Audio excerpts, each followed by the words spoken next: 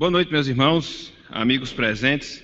Mais uma vez é uma alegria estar com os irmãos aqui, com o objetivo de prestar culto, de louvor e adoração ao nome do nosso Deus, uma satisfação renovada e também, junto com a satisfação, a responsabilidade de nós transmitirmos a palavra do Senhor, que possa proporcionar edificação e, acima de tudo, glória ao nome do nosso Deus. Então, mais uma vez, nós nos sentimos muito alegres por estarmos aqui e podermos compartilhar dessas verdades com os nossos irmãos.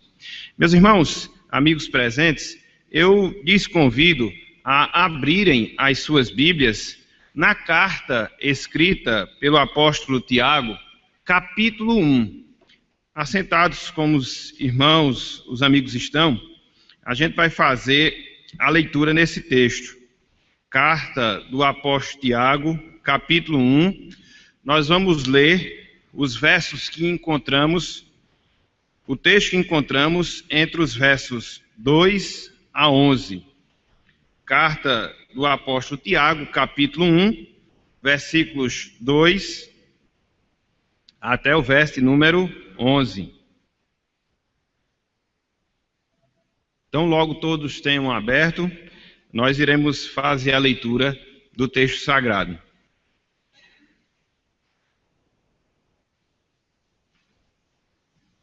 Tiago, capítulo 1, versículos 2 até o versículo de número 11. Diz-nos o seguinte: meus irmãos e amigos, a palavra de Deus. Meus irmãos, tende por motivo de toda alegria o passardes por várias provações, sabendo que a provação da vossa fé, uma vez confirmada, produz perseverança. Ora, a perseverança deve ter ação completa, para que sejais perfeitos e íntegros, em nada deficientes. Se, porém, algum de vós necessita de sabedoria, peça-a a Deus, que a todos dá liberalmente e nada lhes impropera, e ser-lhe-á concedida. Peça-a, porém, com fé, em nada duvidando, pois o que duvida é semelhante à onda do mar, impelida e agitada pelo vento. Não suponha esse homem que alcançará do Senhor alguma coisa. Homem de ânimo dobre, inconstante em todos os seus caminhos. O irmão, porém, de condição humilde, glorie-se na sua dignidade, e o rico na sua insignificância, porque ele passará como a flor da erva, porque o sol se levanta com o seu ardente calor, e a erva seca, e a sua flor cai, e desaparece a formosura do seu aspecto. Assim também se murchará o rico em seus caminhos. Até o versículo número 11, que o Senhor nos abençoe e que Ele aplique a sua santa palavra aos nossos corações. Amém. Assentados como todos estão, nós iremos mais uma vez à presença de Deus através de uma oração e vamos clamar pela sua misericórdia, pela sua graça, para que Ele nos torne o texto claro e que nós possamos compreendê-lo, que nós possamos aprendê-lo, guardá-lo e, pela graça do Senhor, aplicá-lo em nossas vidas. Oremos. Santíssimo Deus, mais uma vez nós nos reunimos em culto solene ao Teu nome e desta feita agora nós temos a oportunidade de podermos passar alguns instantes em meditação da Tua palavra, do Teu santo Evangelho. Te pedimos, ó Deus, que o Senhor mais uma vez nos assistas nesses instantes, a fim de que possamos transmitir a Tua palavra com facilidade, com clareza, a fim de que ela venha a ser entendida a todos quantos a escutarão, que o Senhor abençoe, ó Deus, para que isto venha a acontecer, e assim nós possamos aprender um pouco mais de Ti, recebermos edificação espiritual, sermos exortados, e assim aperfeiçoarmos ainda mais a nossa vida cristã. Mas, acima de tudo, que nós possamos glorificar o Teu nome através da exposição da Tua palavra. Que o Senhor perdoe os nossos erros, os nossos pecados, e nos auxilie, ó Deus, nesses instantes, pois é assim que nós Te oramos e tudo Te agradecemos, No nome de Jesus, amém. Meus irmãos e amigos presentes, nós queríamos iniciar a nossa meditação na noite de hoje com a seguinte pergunta, com o seguinte questionamento.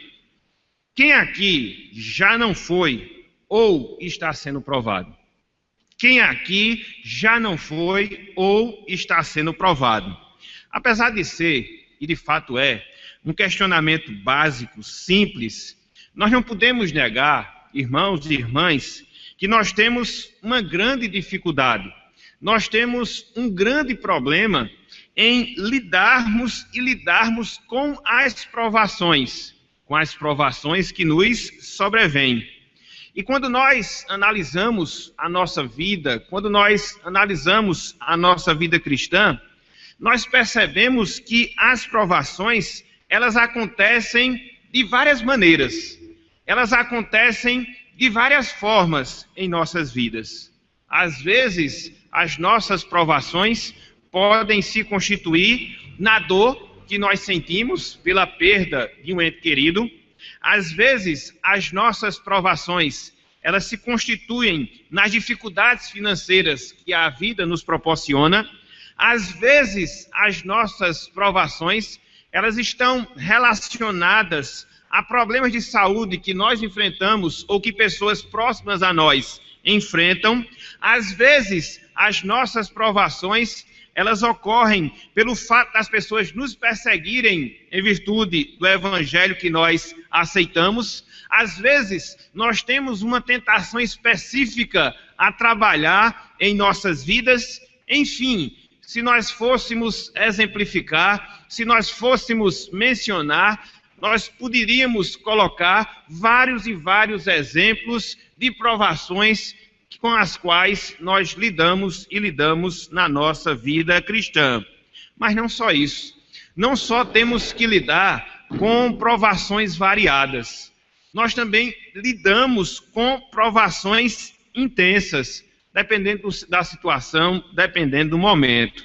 Então, apesar de todo o ensinamento contrário que nós temos, hoje propagado pelo Evangelho da Prosperidade, que não admite que um crente, um servo em Cristo Jesus, não possa passar por dificuldades, a grande constatação a que nós chegamos, quando nós olhamos a palavra de Deus, é que as provações na vida de um crente, as provações na vida de um servo, de uma serva do Senhor, elas são reais e elas são inevitáveis.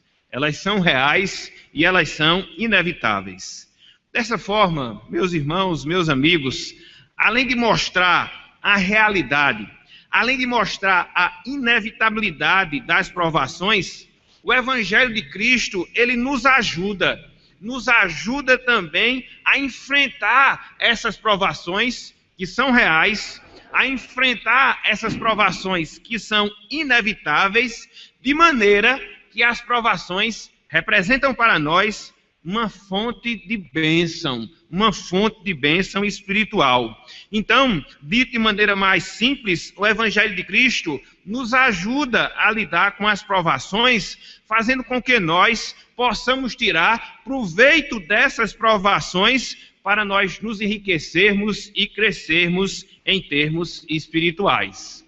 Por isso, meus irmãos e amigos, com base nesse texto que nós acabamos de ler, da carta de Tiago, nesta noite de hoje, nós veremos alguns passos, nós veremos algumas atitudes que devem ser realizadas por nós para que nós possamos enfrentar, para que nós possamos vencer as provações, de sorte, repetindo, que as provações se tornem para nós fonte de bênção espirituais. Então, o título da nossa mensagem na noite de hoje é Vencendo as Provações. Vencendo as Provações.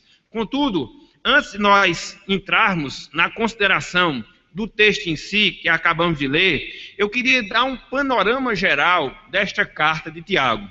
Até porque quando nós temos esse panorama geral da carta de Tiago, a gente consegue visualizar a intenção que Tiago teve, inspirado por Deus, para nos escrever, para nos ensinar, para nos exortar em relação a atitudes corretas que nós devemos ter quanto às nossas provações. Então, primeiramente, nós devemos fazer referência ao autor sagrado que nós acabamos de ler. O Tiago, meus irmãos e amigos, que nos escreve aqui esse texto, não é Tiago, irmão do apóstolo João.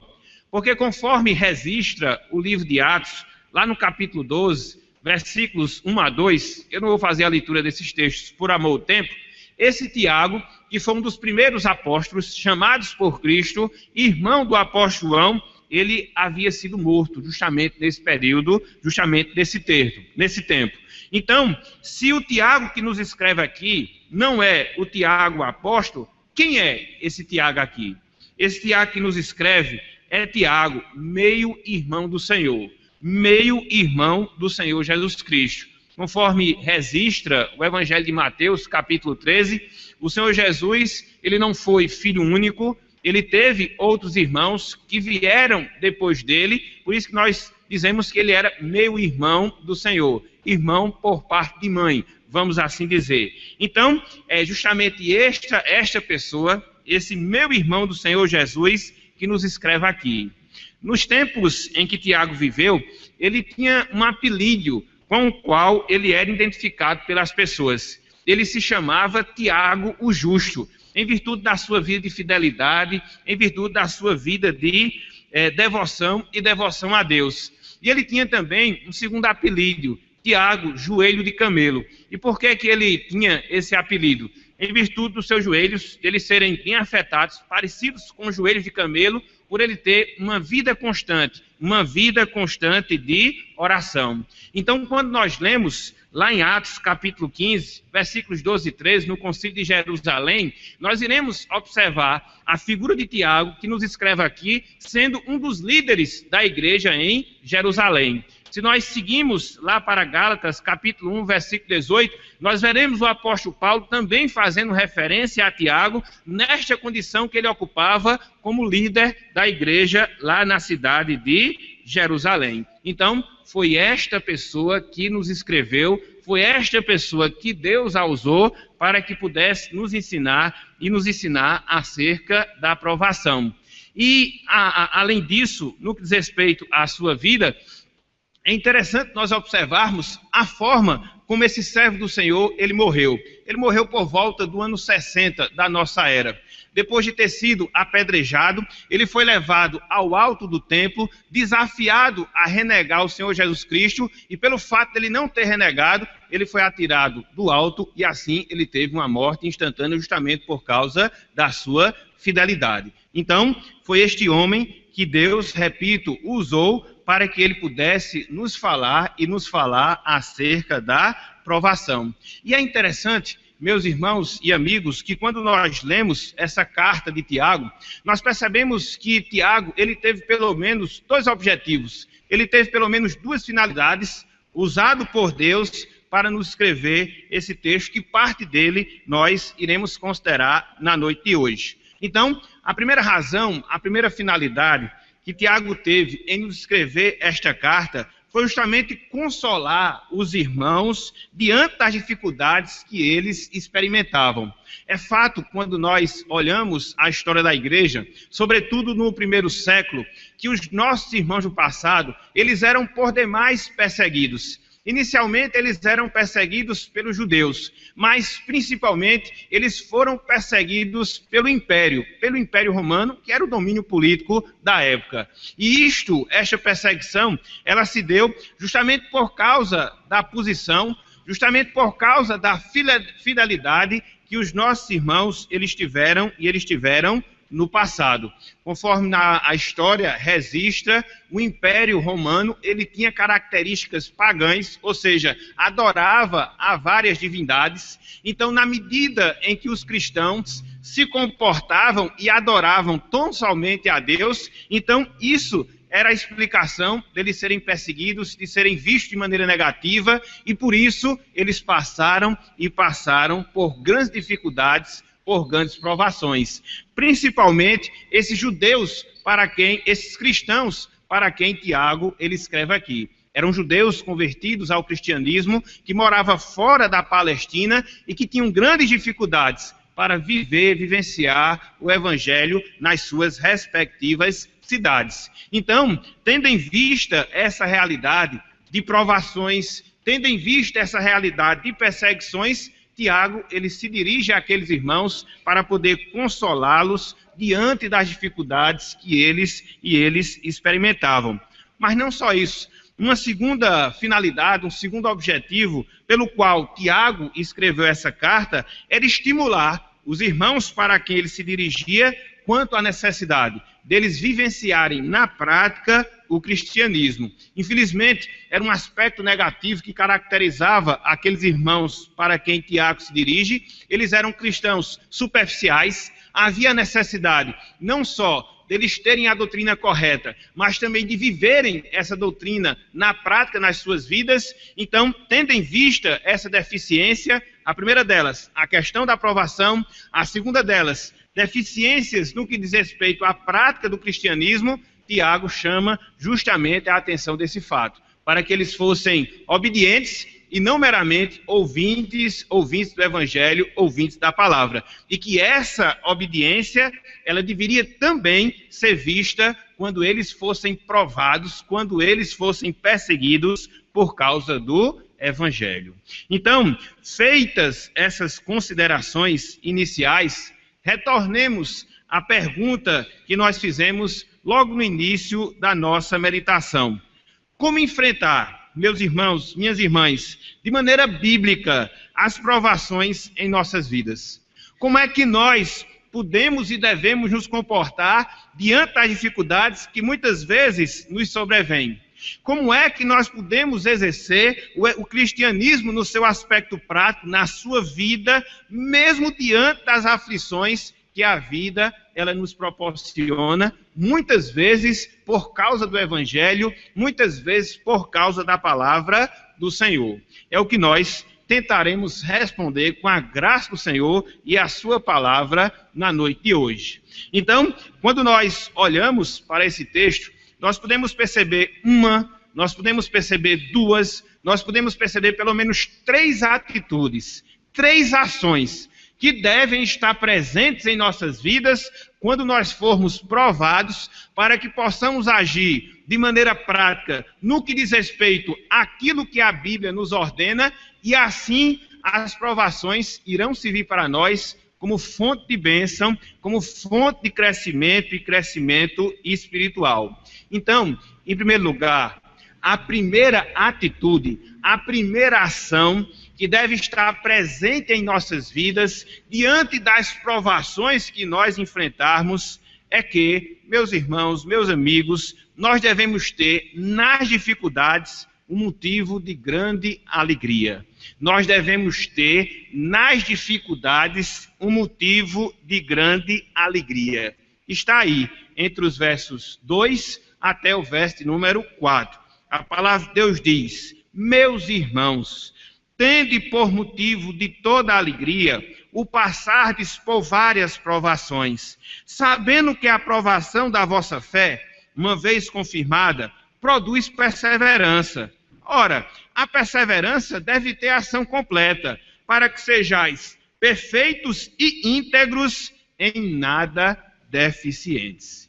Inicialmente, irmãos e amigos, a palavra de Deus, nós encontramos a maneira terna com a qual Tiago ele se dirige àqueles irmãos. É por isso que ele os chama de meus irmãos. E é interessante que ao se dirigir àqueles irmãos dessa forma, meus irmãos, Tiago ele está dando a indicação que tudo aquilo que ele vai falar a partir de então é uma coisa específica, é uma coisa particular, tão somente das pessoas que são salvas. E essa é uma grande verdade que nós não podemos esquecer. Toda essa maneira, todas essas exortações, pelo menos 3, que Tiago ele vai fazer a partir de agora, que nos ensina a maneira correta de nós lidarmos com as provações, nós devemos ter em mente essa perspectiva. Essas orientações, elas são exclusivas, elas só são possíveis quando nós estamos em Cristo. É por isso que ele diz, meus irmãos. Ele se dirige a eles de maneira terna. E ao se dirigir de maneira terna, ele está dando justamente a indicação: tudo aquilo que eu falarei a vocês, a partir de agora, no que diz respeito a como lidar com as provações, é algo que só vocês, pelo fato de estarem em Cristo, pelo fato de permanecerem na família de Deus, só vocês podem desempenhar, só vocês podem vivenciar em suas vidas. Então, qual é a exortação que Tiago faz aqui entre os versos 2 até o verso 4? Nós temos no versículo 2: tende por motivo de toda alegria o passardes por várias provações. A exortação que a palavra de Deus nos faz aqui é que nós consideremos, é que nós possamos refletir, que é o significado mais exato da expressão tende por motivo. Motivo de alegria o passarmos por vários tipos, por várias formas de provações. É bem interessante que esse verbo passar, que nós temos aí no versículo 2, ele tinha uma utilização bem peculiar nos tempos do apóstolo Tiago. Ele era usado para descrever os solavancos que você tem quando você faz uma viagem. Principalmente quando você fazia uma viagem naquele período, onde os caminhos eles não eram asfaltados. Então, Tiago faz uso dessa palavra para mostrar que as provações são justamente esses solavancos que muitas vezes nós temos durante a nossa viagem, durante a nossa peregrinação aqui na terra. E quando ele diz: tende por motivo de toda alegria o passardes por várias provações, essa palavra aqui, vários, ela não tem a ver com quantidade, mas tem a ver com variedade de provações. Provações de todo tipo, seja de doença, seja de perseguição por causa do evangelho, seja a falta de recursos financeiros, enfim, a variedade de provações que muitas vezes nós nos deparamos em nossas vidas. Então, o que nós aprendemos aqui por essa passagem é que, meus irmãos, as provações, seja elas quais forem, que nós tivermos de enfrentar, que nós tivermos que atravessar, elas devem ser consideradas não como motivo de tristeza, não como motivo de abatimento, mas sim como motivo de toda alegria, conforme nós temos aqui na palavra de Deus. Mas aí pode surgir um questionamento, pode surgir uma dúvida no nosso coração. Por que o cristão deve ficar feliz quando ele é provado? Que alegria há nas provações? Que felicidade há nas provações? O texto nos responde, o texto nos diz, versículo 3, a palavra de Deus diz: sabendo que a aprovação da vossa fé, uma vez confirmada, produz perseverança. Sabendo que a aprovação da vossa fé, uma vez confirmada, produz perseverança. Quando você olha aqui para o versículo 3, você percebe pelo menos dois benefícios que as provações, que as tribulações produzem em nossas vidas. Qual o primeiro benefício que as provações proporcionam em nossas vidas? As provações, elas têm o objetivo de comprovar em nós, meus irmãos, minhas irmãs, se nós temos ou não uma fé genuína. As provações, elas servem para avaliar a genuinidade da nossa fé. É por isso que no início do versículo 3, o apóstolo Tiago diz: sabendo que a aprovação de vossa fé, uma vez confirmada. A palavra aprovação, que nós temos aqui no versículo 3, ela era aplicada nos tempos do apóstolo Tiago para se verificar a autenticidade do metal, em especial a autenticidade do ouro. Antigamente, como acontece também em nossos dias, existia o metal, no caso o ouro, e ele precisava ser avaliado para saber se ele era verdadeiro ou não. Então, o que é que acontecia? Ele era submetido ao fogo. E na medida em que ele era submetido ao fogo, as suas impurezas, elas saíam. E se aquele metal fosse ouro mesmo, ele recebia um selo de identificação que aquele ouro era realmente verdadeiro. É a palavra provação que nós temos aqui. Era essa aplicação, e Tiago traz essa aplicação para questões espirituais, para a questão da nossa fé. Em outras palavras, era como que ele estivesse dizendo que as provações, elas servem para comprovarmos se nós temos uma fé genuína ou não, para comprovar a autenticidade da nossa fé. Porque dizer que confiamos em Deus, que servimos a Deus, quando as coisas elas acontecem da maneira que nos agrada, é muito fácil. A grande dificuldade que se nos apresenta é termos este mesmo comportamento, é termos essa mesma atitude quando as coisas são contrárias a nós. Mas são justamente nessas circunstâncias, são justamente nesses momentos que nós podemos aferir se nós temos uma fé verdadeira ou não, ou seja, nas provações. Então, percebem como é bom as provações para o cristão? Percebem porque Tiago faz essa exortação? Se alegrem com as provações, se alegrem com as dificuldades, porque na medida em que vocês se alegrarem com as dificuldades, vocês estarão demonstrando para vocês mesmos, para o mundo, mas principalmente para Deus, que vocês de fato confiam e descansam no Senhor. Então, esta é uma razão, um benefício pelo qual nós devemos ver as provações como uma coisa boa, como uma coisa alegre para nós. Mas não só isso. Há um segundo benefício nesse versículo número 3, que as provações nos proporcionam. Ou seja, as provações, meus irmãos, meus amigos, elas fazem com que nós possamos adquirir firmeza espiritual. As provações, elas fazem com que nós possamos adquirir firmeza espiritual. Finalzinho do versículo 3, produz perseverança. Produz perseverança. A palavra perseverança que nós temos aqui significa resistência. A palavra perseverança que nós temos aqui significa firmeza. Essa palavra perseverança que Tiago a utiliza aqui, ela era aplicada no seu tempo, na sua época, aos soldados romanos que se comportavam firmes nas batalhas, tornando-se assim soldados bastante valorizados por parte do império. Então, Tiago tira essa palavra e a aplica no sentido espiritual, mostrando que as provações, elas nos beneficiam, porque, além de comprovar se nós temos uma fé genuína ou não, ela nos torna pessoas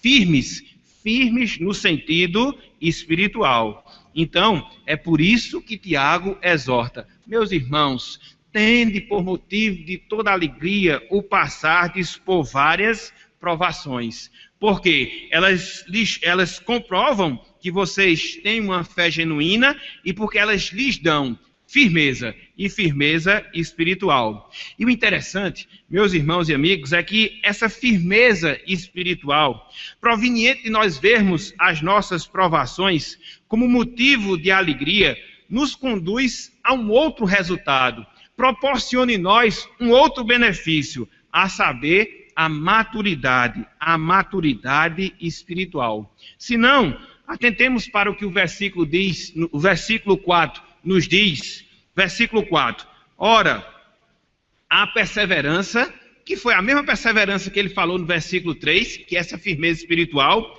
deve ter ação completa. Para quê?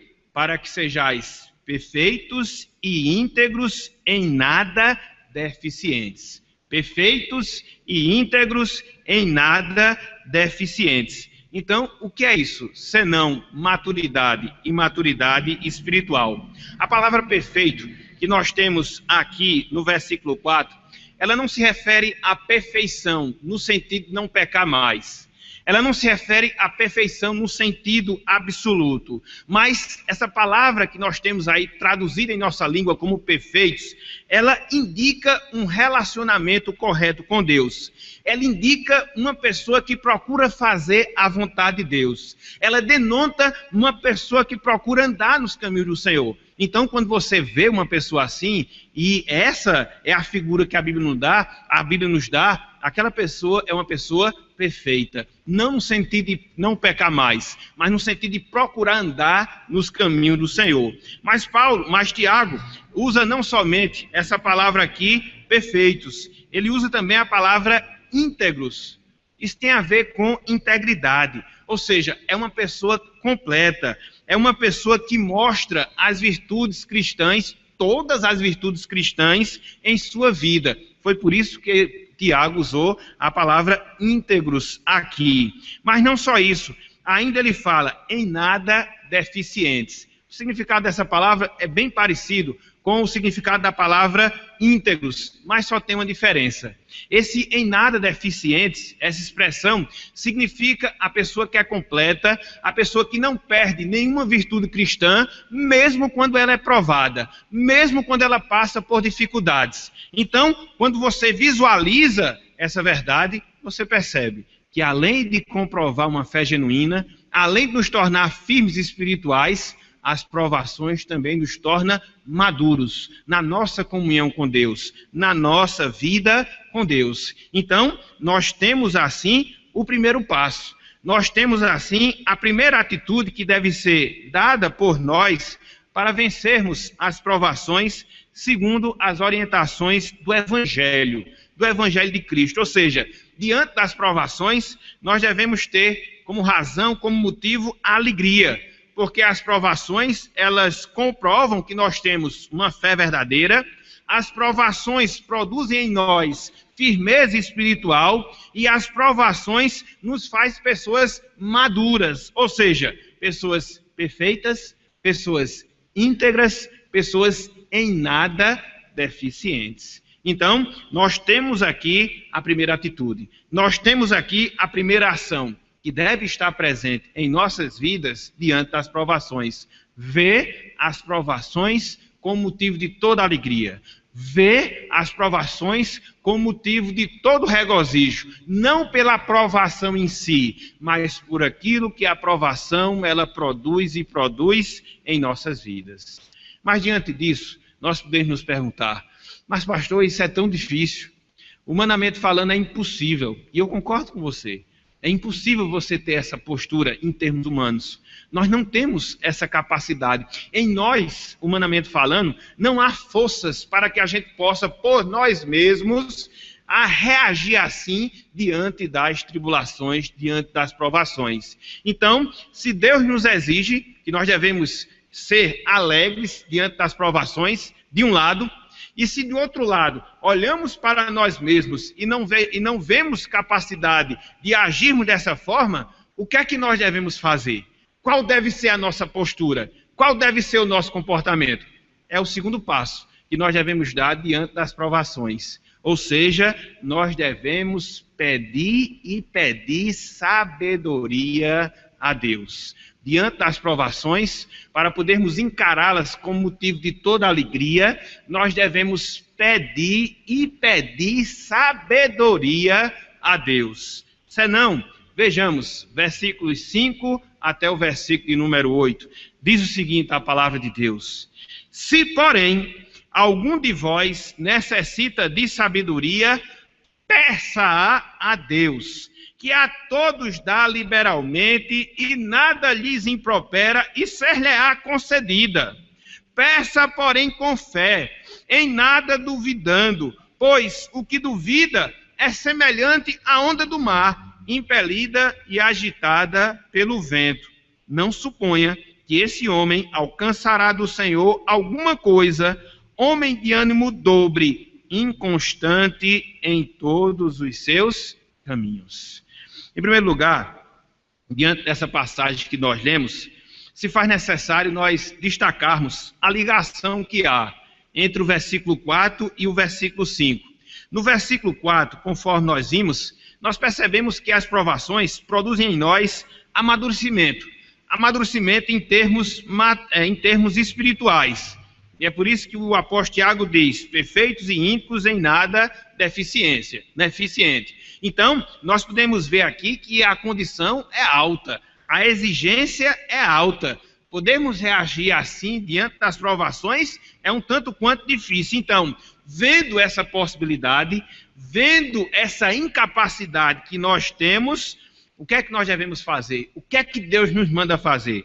Deus nos manda pedir sabedoria a Ele, para que a gente possa ver as provações, para que a gente possa ver as tribulações como motivo de toda alegria. É por isso que no versículo 5 se inicia dessa forma. Se, porém, algum de vós necessita de sabedoria. Por ser difícil, humanamente falando, considerar as provações como motivo de alegria, você tem que pedir. Você tem que pedir e pedir sabedoria a Deus. Então, uma vez que a gente vê a relação entre esses dois versículos, versículo 4 e versículo 5, vejamos agora com mais detalhes esse trecho, que vai do verso 5 até o verso 8. Em primeiro lugar, precisamos atentar, meus irmãos e amigos, na ordem, no mandamento que Deus nos dá para nós pedirmos e pedirmos sabedoria a Ele em meio às provações. A ordem que Deus nos dá. É por isso que a palavra de Deus diz: se algum de vós necessita de sabedoria, peça-a a Deus. Essa expressão aqui, peça-a a Deus, ela tem uma significação bem interessante. É uma ordem, mas não é apenas uma ordem. Ela é uma ordem de caráter contínuo. Então não é somente você pedir sabedoria a Deus hoje e deixar para pedir daqui uma semana. E deixar para pedir mais daqui a um mês. E deixar para pedir mais tão somente como quando lhe sobrevier as provações. Não, não é isso que a palavra de Deus diz aqui. O sentido da palavra é justamente esse. Deus está dando uma ordem que deve ser cumprida continuamente. Sempre, sempre, sempre, sempre. Você deve estar pedindo a Deus sabedoria para que assim você possa responder com alegria diante das provações. E aí surge outra pergunta. Mas que tipo de sabedoria é essa que Deus nos ordena, que nós devemos pedir e pedir a Ele? Será uma quantidade grande de informações? Não. Há de se fazer uma diferença. Existem pessoas que pensam que você ser sábio é você ser inteligente. Não. O inteligente é aquela pessoa que tem uma facilidade muito grande de captar informações. Mas a pessoa sábia, sobretudo dentro do conceito da Bíblia, é aquela pessoa que não só tem um conhecimento, mas é aquela pessoa que sabe aplicar a cada circunstância da sua vida o conhecimento que ela obtém na palavra do Senhor. Então, esta é uma pessoa sábia. E é justamente esta sabedoria que a palavra de Deus nos manda pedir. Ou seja, diante das tribulações, Deus nos ordena buscá-lo em oração para clamarmos por discernimento, para agirmos corretamente diante dele, de Deus, diante dos homens, quando nós formos provados. Este é o sentido da ordem que Deus nos dá aqui nessa passagem. E é interessante, meus irmãos, minhas irmãs, que esta ordem de Deus, ela é muito factível, ela é muito necessária. Dentre várias coisas, por causa da posição que nós temos em Cristo.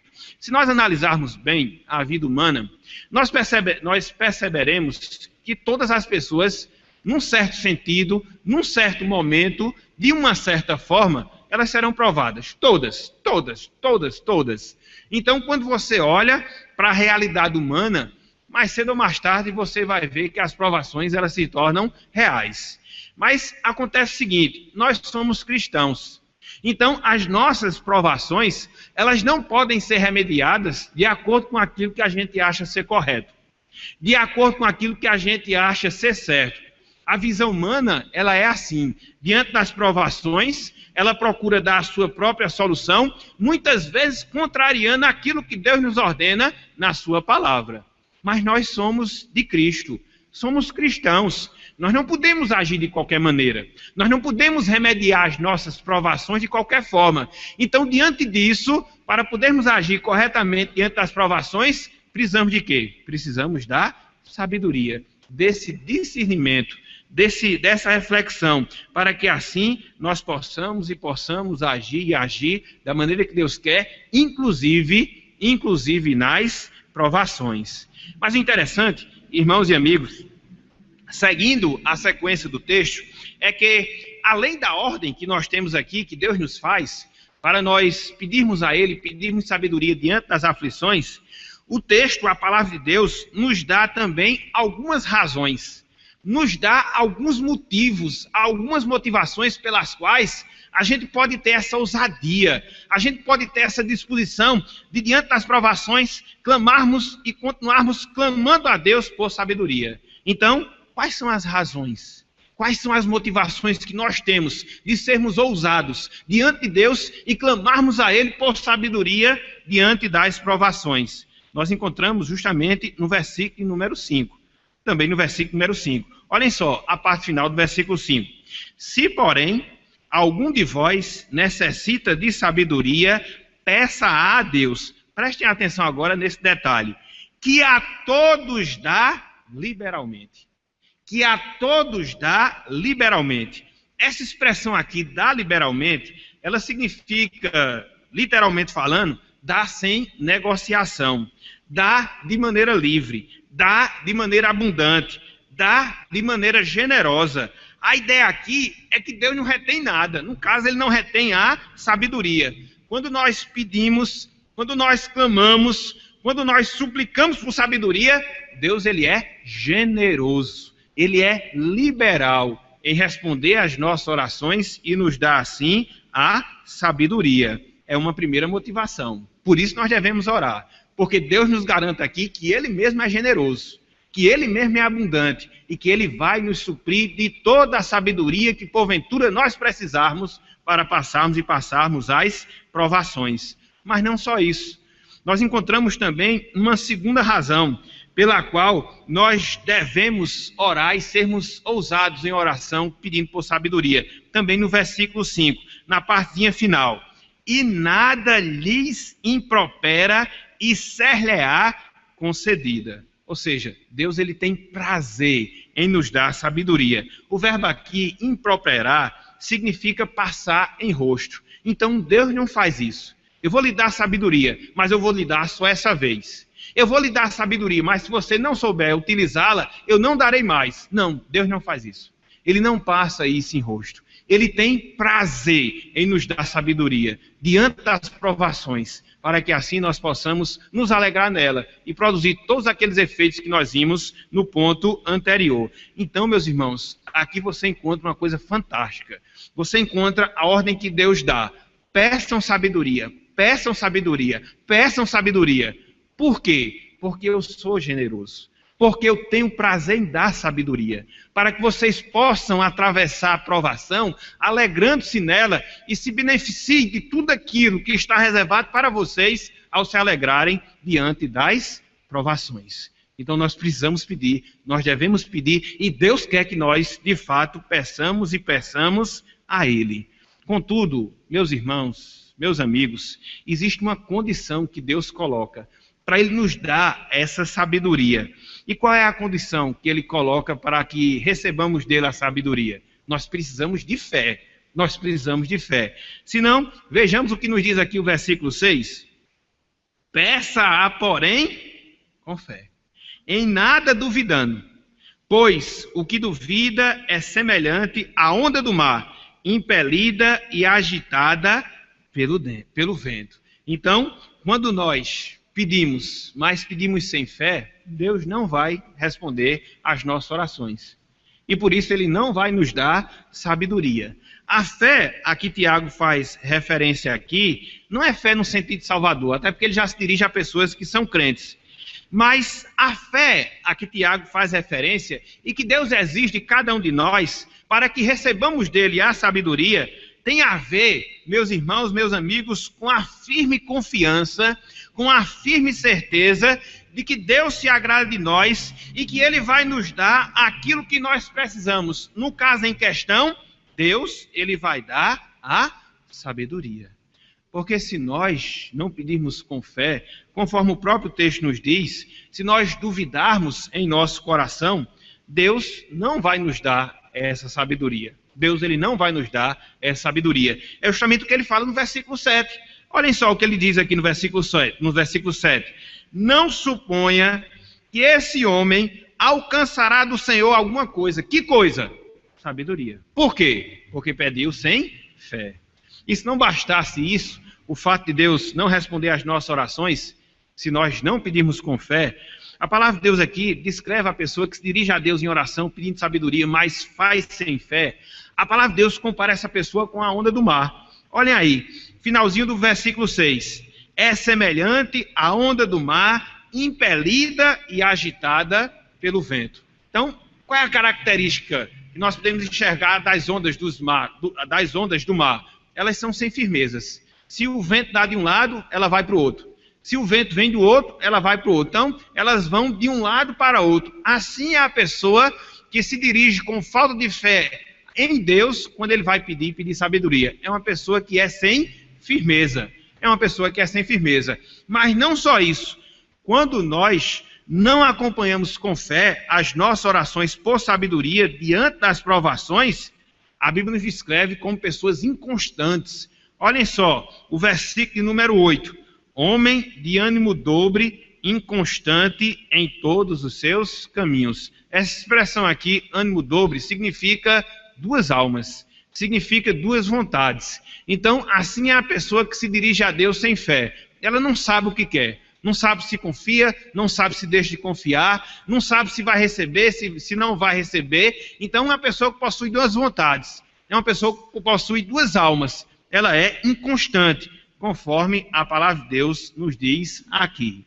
Por isso, meus irmãos, meus amigos, o segundo passo que nós devemos dar para enfrentarmos as provações é pedir sabedoria a Deus. É uma ordem que Deus nos dá de caráter contínuo. Ela se baseia, esta ordem, no fato de Deus ser generoso, no fato de Deus estar disposto em responder às nossas orações.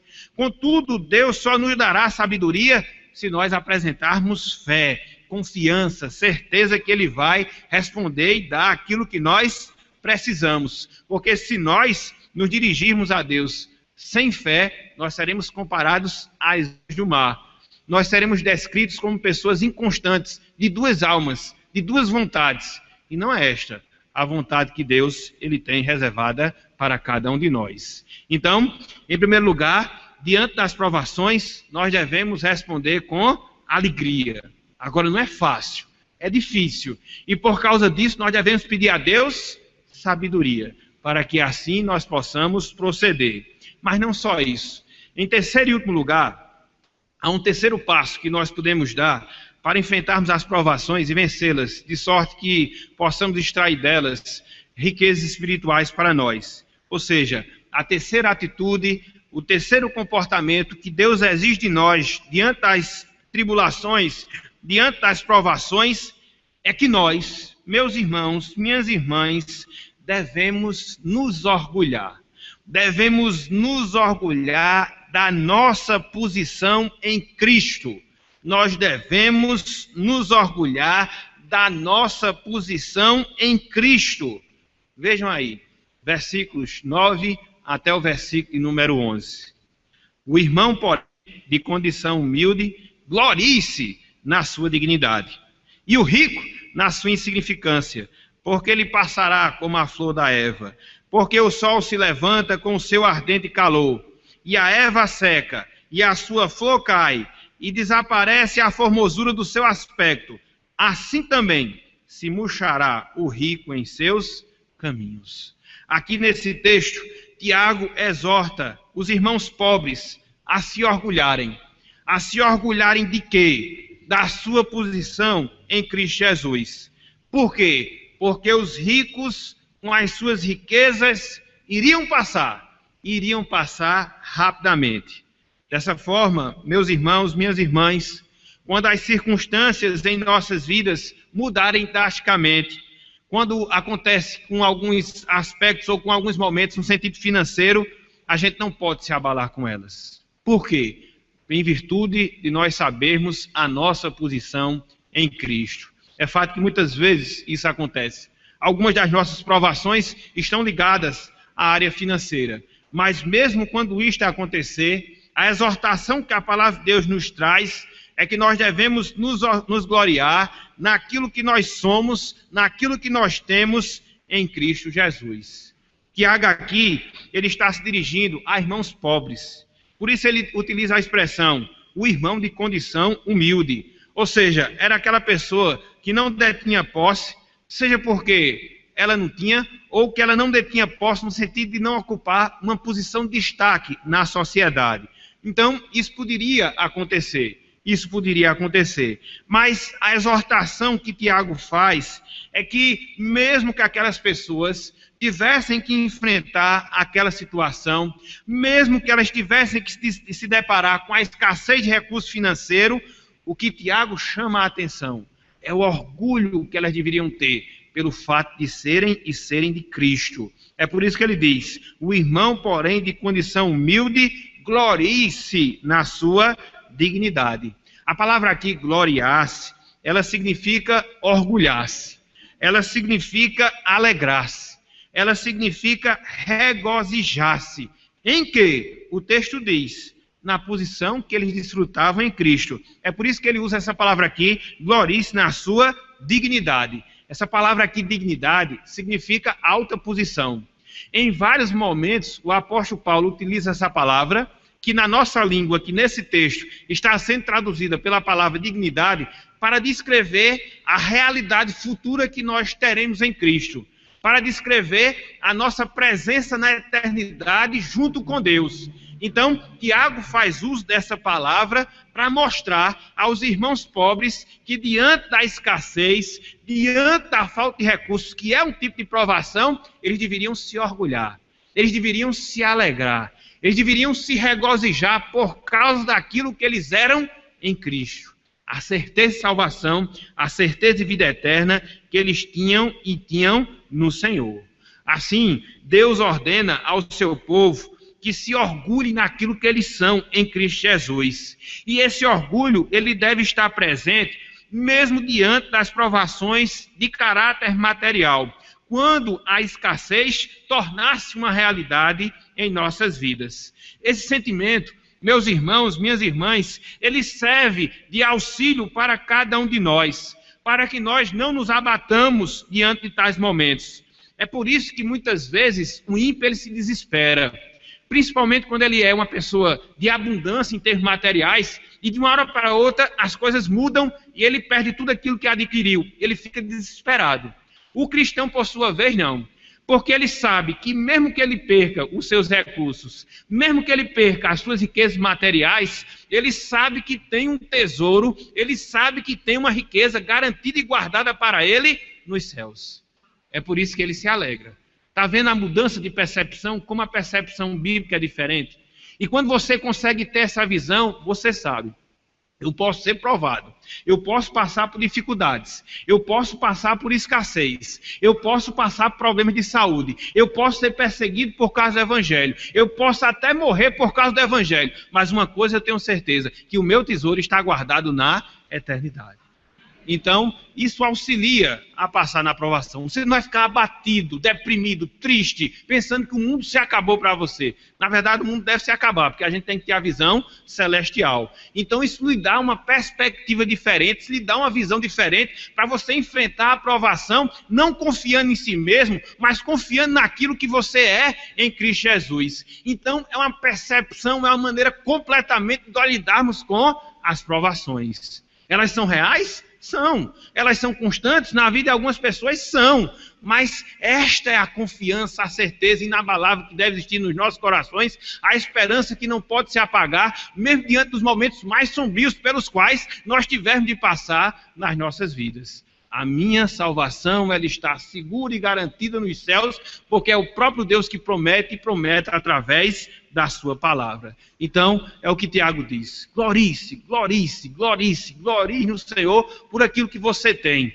Não em termos financeiros, não em termos materiais, mas glorie-se no Senhor por aquilo que você tem em termos espirituais. Não inveje e nem fique ambicionando as coisas materiais, colocando nelas a alegria da sua vida, porque elas passam rapidamente. É por isso que ele diz, no versículo número 11... porque o sol se levanta com o seu ardente calor, e a erva seca, e a sua flor cai, e desaparece a formosura do seu aspecto, assim também se murchará o rico em seus caminhos. Aqui não há nenhuma crítica à riqueza em si, mas a gente sabe que a riqueza ela tem o poder de nos iludir, e de desviar o nosso foco, no sentido de colocar a nossa confiança nela. E Tiago diz, tanto o rico como a riqueza vão passar rapidamente. Ele faz referência aqui a um fenômeno da natureza que existia na Palestina, um vento chamado sirioco. Era um vento quente, seco, e quando ele batia nas ervas, secavam aquelas ervas completamente. Elas começavam a brotar em fevereiro, eram flores silvestres, muito bonitas, caracterizadas pela sua beleza, mas quando chegava em abril, elas estavam murchas, em virtude da ação desse tempo. Então, Tiago faz referência nesse texto a esse fenômeno da natureza, para descrever que assim é o rico, ele passa rapidamente.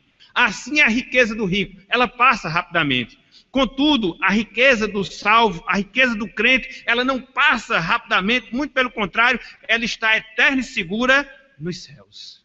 Então, esta é a terceira atitude, a terceira postura que nós devemos ter diante das tribulações. Nós devemos nos alegrar, não deixando que essas provações nos entristeçam, mesmo que nós possamos passar por momentos escassos, porque nós sabemos que nós somos herdeiros do próprio Deus. Do próprio Deus. Então, se hoje nós tivermos abundância, se amanhã nós tivermos escassez, uma coisa nós sabemos, somos de Cristo e nós não vamos perder a situação.